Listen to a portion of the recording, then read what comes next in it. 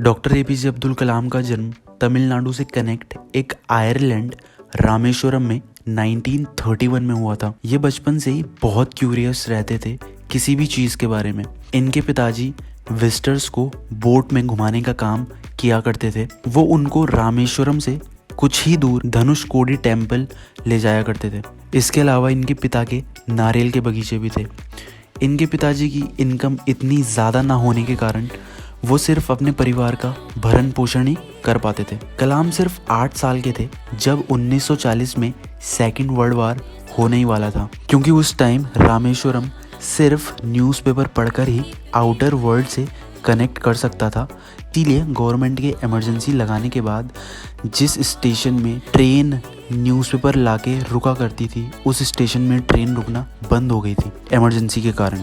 और जैसा कि कलाम का परिवार काफ़ी बड़ा था, तो इमरजेंसी लगने के कारण उनकी फैमिली को फाइनेंशियली काफ़ी प्रॉब्लम्स का सामना करना पड़ रहा था। तो उन्होंने ये सिचुएशन देखकर न्यूज़पेपर बांटने का काम शुरू किया just to support his family. And उन्होंने ये चीज़ अपनी पढ़ाई के बीच में नहीं आने दी। उस टाइम उनका रूटीन कुछ इस प्रकार हुआ करता था। वो सुबह 4 बजे मैथ की ट्यूशन जाया करते, देन 5 से 6 बजे तक वो अरबी सीखते थे, क्योंकि ट्रेन उनकी मर्जी से तो रुकने वाली नहीं थी।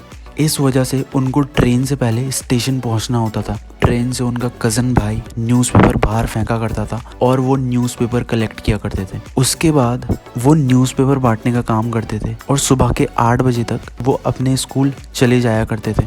शाम को लोगों से न्यूज़पेपर के पैसे कलेक्ट किया करते थे जिनको उन्होंने न्यूज़पेपर बांटा है, और अपने भाई को, अपने कज़न ब्रदर को उन सारे न्यूज़पेपर का हिसाब दिया करते थे। और वो खुद भी न्यूज़पेपर पढ़ा करते थे समुद्र किनारे। घर आते आते उनको 8 बज जाते थे, फिर खाना खा के वो सो जाते थे।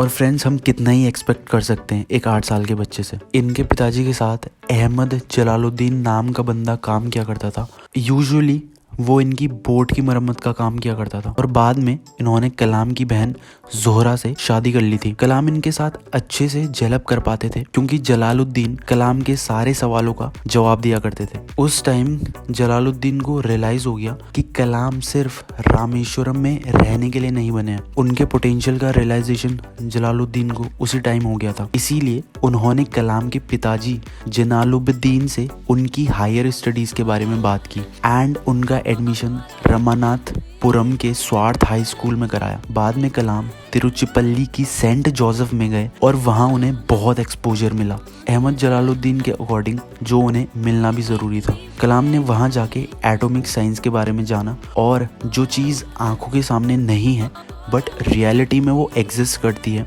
और वो कैसे काम करती है, उस चीज़ के बारे में जाना। वो साइंस के प्रति बहुत कीन और क्यूरियस हो गए। उनको साइंस में इंटरेस्ट आने लगा। उसके बाद उन्होंने पीछे मुड़ के नहीं देखा। वो हर चीज़ में साइंस को देखने लग गए कि बर्ड्स कैसे उड़ती हैं, उनके उड़ने के पीछे क्या कारण है। जब वो MIT कॉलेज गए, वहाँ उन्होंने एयरक्राफ्ट के पीछे की साइंस के बारे में जाना कि कैसे उसकी बनावट होती है, कैसे वो हवा में उड़ता है, क्या हवा की स्पीड होनी चाहिए। MIT से पढ़ाई खत्म करने के बाद वो बैंगलोर के DP में काम करने लगे एज अ रॉकेट इंजीनियर, जहाँ उनको 3 साल के लिए एक प्रोजेक्ट मिला जिसका नाम नंदी था। इसमें उन्हें होवर एयरक्राफ्ट बनाना था। वो कहते हैं कि प्रेशर में रहकर काम करना तो मुझे उसी दिन से आ गया था जब MIT में प्रोफेसर ने मेरा डिज़ाइन रिजेक्ट कर दिया था और मुझे वापस उसी डिज़ाइन को 3 दिनों में सबमिट करने को कहा था। ऐसा कहकर कि अगर ये तुम 3 दिन में नहीं कर पाए तो तुम्हारी स्कॉलरशिप कैंसिल कर दी जाएगी। कलाम कहते हैं, मैंने रादर देन 3 डेज वो डिज़ाइन 2 दिन में सबमिट किया और सर को वो डिज़ाइन पसंद भी आया। एनीवे, हमने होवर एयरक्राफ्ट 3 साल से पहले बना लिया था और मैंने उसमें डिफेंस मिनिस्टर कृष्णा मेनन को बैठा के उड़ान भरी थी। उस टाइम उन्होंने हमें आश्वासन दिया कि हम इसे आगे लेके जाएंगे, बट कुछ टाइम बाद जब वो डिफेंस मिनिस्टर नहीं रहे, उसके बाद किसी ने नंदी को इम्पोर्टेंस नहीं दी। उसके बाद वो इन क्रॉस पर चले गए थे, जहां उन्होंने डॉक्टर साराभाई के अंडर काम किया। वो डॉक्टर साराभाई की पर्सनैलिटी से बहुत इन्फ्लुएंस्ड थे। कलाम कहते हैं कि डॉक्टर साराभाई टिपिकल बॉस की तरह नहीं थे जो अपने एम्प्लॉयज को सप्रेस करे, उनका क्रेडिट खा जाए। वो हमेशा सबको आगे रखने की कोशिश किया करते थे। अगर किसी के पास एक्सपीरियंस नहीं भी है बट वो टैलेंटेड है, तो वो उसे फॉरवर्ड पुश किया करते थे। उसके बाद वो इसरो चले गए। हालांकि इसरो जाना उनके लिए नया नहीं था। वो अपने कॉलेज के ही दिनों में इसरो जा चुके थे 6 महीनों के लिए। कलाम कहते हैं कि मैंने लाइफ में जो भी किया उसमें मैं अमूमन सफल ही रहा, बट ऐसा भी नहीं है कि मैंने फेलियर्स नहीं देखे। 1960 से 1970 के बीच में वो थुम्बा में थे। उस टाइम वो डॉक्टर साराभाई के अंडर काम कर रहे थे और उनको रॉकेट में लगने वाला पेलोड बनाना था जिसमें सोडियम का होना बहुत जरूरी था। उस सोडियम को उन्होंने लाइब्रेरी में रखा था क्योंकि थुम्बा में टेम्परेचर काफी ह्यूमिड रहता है। इसीलिए जब डॉक्टर एपीजे अब्दुल कलाम और उनके साथी लैब के अंदर गए सोडियम को देखने, तो उनके साथी के पसीने की बूंद सोडियम में जा गिरी और अगले ही पल लैब में धमाका हो गया, क्योंकि जब सोडियम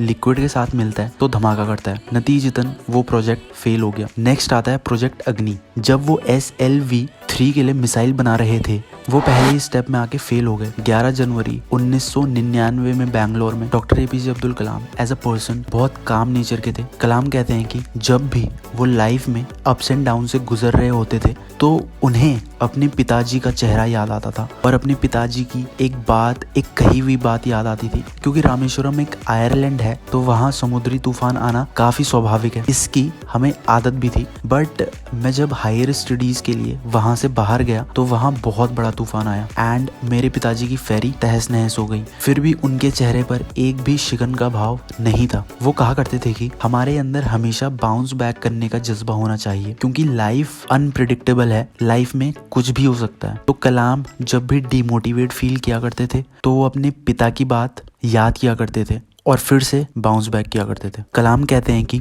जब से वो साइंस से जुड़े तो उनकी लाइफ में कई सारे बदलाव आए और उन्होंने काफी कुछ सीखा भी। उनका ये मानना है कि साइंस कोई लिमिटेड चीज नहीं है, जितना आप उसे जानोगे उतना ही गहराई में आप जाओगे। Just like a traveller travel का मजा सिर्फ जब तक वो ट्रैवल कर रहा है तब तक ले सकता है। जहाँ साइंस में टाइम की लिमिट आ जाती है वो साइंस नहीं कहलाती, वो मोर ओवर किसी काम को करने जैसा हो जाता है। साइंस बहुत डीप एंड बहुत इजी है एट द सेम टाइम। ये ऑर्केस्ट्रा में ड्रम बजाने जैसा है, हम उससे बहुत सारे साउंड निकाल सकते हैं किसी ऑटोमेशन को आगे पीछे करके। नेक्स्ट वो कहते हैं कि अगर आप साइंस से रिलेटेड कुछ काम कर रहे हो, whether you are a rocket engineer और समथिंग एल्स, तो आपको साइंस करनी नहीं बल्कि उसमें जीना होगा, उसे अपनी दिनचर्या बनाना होगा, उसके प्रति डिवोटेड रहना होगा। कलाम कहते हैं कि उन्होंने अपने करियर की शुरुआती 3 सालों में अपने क्लोज वंस को खो दिया, जो थे उनके माँ, बाप एंड अहमद जलालुद्दीन। और यही टाइम था जब उन्होंने सीखा कि कैसे वीक मोमेंट पर फोकस्ड, इमोशनली स्ट्रॉन्ग एंड अपने डर पर काबू पाना है। जब वो SLV में काम करने के दौरान बहुत बार फेल हुए तो उनको अपने ऊपर सेल्फ डाउट आने लगा, जो कि स्वाभाविक सी बात है। उस टाइम उनके सीनियर ब्रह्म प्रकाश उनको मोटिवेट किया करते थे, उनको खाना खिलाने ले जाना, उनसे बात करना, उनको चीयर अप करना, ये सब वो करा करते थे। जस्ट लाइक उस कोच की तरह जिसका स्टूडेंट रेस में पूरी जान लगाने के दौरान भी हार गया। देन कोच क्या करता है, कोच का काम क्या होता है? देन कोच उसे रेस्ट कराता है, उसको कोच की तरह नहीं बल्कि दोस्त की तरह ट्रीट करता है और उसको नए सिरे से सोचने का मौका देता है। ब्रह्म प्रकाश सर ने भी कलाम के साथ ऐसा ही किया ताकि वो अच्छे से बाउंस बैक कर सकें। To show empathy, humanity, compassion and understanding, ये उन्होंने साइंस से सीखी थी। जब कलाम प्रेसिडेंट बने in the year of 2002, then वो मीडिया के कांटेक्ट में आने लगे एंड मीडिया से उन्होंने काफ़ी अच्छा रिलेशन बना लिया था। वो कहते हैं कि जब वो एज अ रॉकेट इंजीनियर काम कर रहे थे उस टाइम वो सिर्फ गोल को अचीव करने के लिए काम किया करते थे, बट जब से वो प्रेसिडेंट बने तब वो नई नई चीज़ों को सीखने के लिए आतुर रहने लगे। 2002 से 2007 के बीच में अपने प्रेसिडेंट के कार्यकाल के दौरान उन्होंने बहुत ट्रैवल किया। वो अलग अलग प्रांतों के लोगों से भी मिलते थे, उनसे बात किया करते थे और वो लोग उनसे साइंस, आर्ट, टेक्नोलॉजी एंड उनकी पर्सनल लाइफ के बारे में भी सवाल किया करते थे। इस पर कलाम उनको बहुत पोलाइटली आंसर किया करते। कलाम कहते कि उनकी लाइफ में कई अप्स एंड डाउन्स रहे हैं एंड उनको बहुत सारे लोगों ने इन्फ्लुएंस किया, जिस वजह से उनकी थॉट प्रोसेस काफी ग्रो हुई। एंड लाइफ भी तो यही है ना, एक्चुअली अपनी सोच में बदलाव लाना। जैसे जैसे हम लाइफ में ग्रो करते हैं हमारी सोच भी ग्रो करने लगती है। कलाम कहते हैं अगर आपकी सोच इस बुक को पढ़कर थोड़ी सी भी बदली है, अगर आपकी सोच में थोड़ा सा भी बदलाव आया है तो मैं अपने आप को बहुत लकी मानूंगा। मेरा नाम सौरभ है। Thank you so much for watching.